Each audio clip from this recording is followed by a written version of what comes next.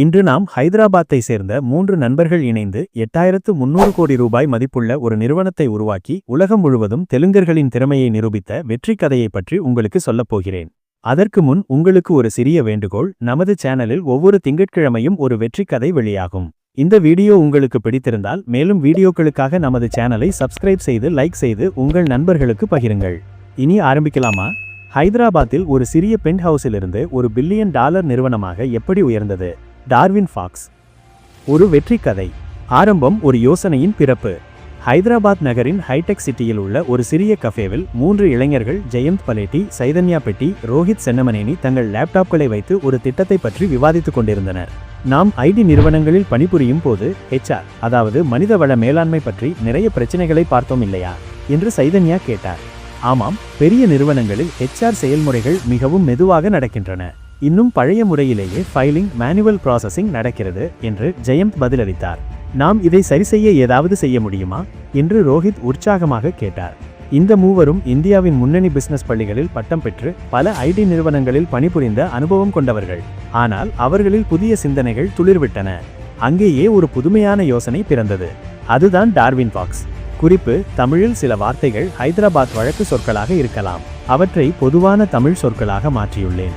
உதாரணமாக, pent house என்பதை சிறிய வீடு என்று மாற்றியுள்ளேன். ஸ்டார்ட் அப் ஆரம்பம். அவர்கள் தங்கள் வேலையை ராஜினாமா செய்து முழுமையாக தங்கள் புதிய பயணத்திற்கு அர்ப்பணித்தார்கள். ஒரு சிறிய அறையில் 3 லேப்டாப்கள், கொஞ்சம் ஃபண்டிங் மற்றும் அளவிட முடியாத ஆர்வத்துடன் பயணம் தொடங்கியது. நாம் நிறுவனங்களுக்கு ஒரு விரிவான டிஜிட்டல் HR தளத்தை வழங்க வேண்டும். இருப்பினும் ஒவ்வொரு புதிய பயணத்திற்கும் சவால்கள் தவிர்க்க முடியாதவை. முதலில் நிறுவனங்கள் புதிய மென்பொருளை பயன்படுத்திக் கொள்ள ஆர்வம் காட்டவில்லை.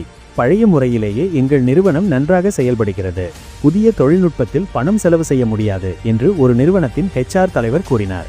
ஆனால் அவர்களின் நம்பிக்கை சிறிதும் குறையவில்லை. முதல் வாடிக்கையாளரை பெறுவதற்காக அவர்கள் 6 மாதங்கள் பாடுபட்டனர். இறுதியாக ஒரு நடுத்தர அளவிலான நிறுவனம் அவர்களை ஓகே செய்தது. இது நமது வெற்றியின் திசையில் முதல் படி என்று சைதன்யா உற்சாகமாக சொன்னார். இருப்பினும் அப்போதுதான் டார்வின் பாக்ஸுக்கு ஒரு சிக்கல் ஏற்பட்டது. ஒரு செய்த நிறுவனத்திற்காக இரவு பகலாக பாடுபட்டு மென்பொருள் தயாரித்தனர். ஆனால் இன்னும் சில நாட்களில் டெலிவரி செய்ய வேண்டும். அப்போது அவர்களுக்கு ஒரு பெரிய அதிர்ச்சி என்னவென்றால் அவர்கள் தயாரித்த மென்பொருள் திறக்கவில்லை. அவர்கள் பயப்படவில்லை. மேலும் மன உறுதியை பெற்று அந்த நிறுவனத்தின் CEOவை சந்தித்து நடந்த விஷயத்தை சொல்லி எங்களுக்கு இன்னும் கொஞ்சம் டைம் வேண்டும் என்று கேட்டு வேலையை தொடங்கினர். மீண்டும் அதே பென்ட் ஹவுஸில் 20 டேஸ் இரவு பகலாக தூக்கமில்லாத இரவுகள் பல கழித்து கடைசியில் அந்த நிறுவனத்திற்கு அவர்களின் தயாரிப்பை டெலிவரி செய்தனர். அப்போது அவர்கள் ஒன்றுதான் நினைத்தார்கள்: இவ்வளவு டென்ஷனில், இவ்வளவு குறைந்த நேரத்தில், எந்த நடுக்கம், பயமில்லாமல் எங்கள் பிரச்சனையை தீர்த்தோம், இனி நமக்கு திரும்புதல் இல்லை, நிறுத்த மாட்டோம் என்று நினைத்தார்கள். குறிப்பு: தமிழில் சில வார்த்தைகள் ஹைதராபாத் வழக்கு சொற்களாக இருக்கலாம். அவற்றை பொதுவான தமிழ் சொற்களாக மாற்றியுள்ளேன். உதாரணமாக, பென்ட் ஹவுஸ் என்பதை சிறிய வீடு என்று மாற்றியுள்ளேன். டார்வின் பாக்ஸ் இந்திய ஸ்டார்ட் அப் வெற்றியின் ஒரு நேரடி உதாரணம். முதல் வெற்றி, முதல் வாடிக்கையாளர். சில மாத கடின உழைப்புக்கு பிறகு டார்வின் பாக்ஸ் ஒரு பெரிய நிறுவனத்துடன் ஒப்பந்தம் செய்தது. இப்போது நாம் உண்மையில் தொடங்குகிறோம் என்று உற்சாகமாக ரோஹித் கூறினார். ஆரம்பத்தில் சில குறைபாடுகள் இருந்தன. இருப்பினும் இயற்கையாகவே சந்தையில் இருந்து ஒரு பெயரை பெற்றது. டார்வின் பாக்ஸ் தனது தனித்துவத்தால் வேகமாக வளர்ந்து பரவலாக இந்தியாவில் உள்ள நிறுவனங்களை சென்றடைந்தது. அது மட்டுமல்லாமல் மத்திய கிழக்கு மற்றும் ஆசிய நாடுகளுக்கும் பரவியது. ஒரு மின்னஞ்சல் வந்தது: உங்கள் மென்பொருளில் நாங்கள் ஆர்வமாக உள்ளோம். இது எங்கள் நிறுவனத்திற்கு பயனுள்ளதாக தெரிகிறது. நீங்கள் எங்களுக்கு ஒரு விளக்கக்காட்சி அளிக்க முடியுமா? அந்த மின்னஞ்சல் மூவருக்கும் உத்வேகம் அளித்தது. சிங்கப்பூர் பிசினஸ் கம்யூனிட்டிக்கு தங்கள் தயாரிப்புகளை அறிமுகப்படுத்துவதன் மூலம் தூர கிழக்கு சர்வதேச சந்தையில் தடம் பதித்தது.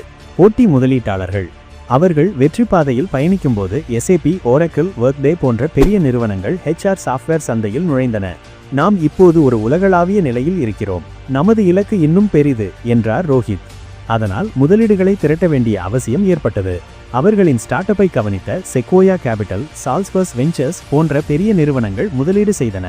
இந்த முதலீடுகளுடன் நிறுவனம் மேலும் விரிவடைய வாய்ப்பு கிடைத்தது. யூனிகார்ன் அந்தஸ்து, அதாவது $1 பில்லியன் டர்ன்ஓவர் கொண்ட நிறுவனங்களின் பட்டியலில் இணைந்தது. அதாவது $1 பில்லியன் மதிப்பீட்டை எட்டியது. இன்று நாம் நமது கனவை நனவாக்கினோம் என்றார் சைதன்யா. இன்று கூட டார்வின் பாக்ஸ் பல கோடி நிறுவனங்களுக்கும் 10 மில்லியனுக்கும் அதிகமான ஊழியர்களுக்கும் சேவைகளை வழங்கி வருகிறது.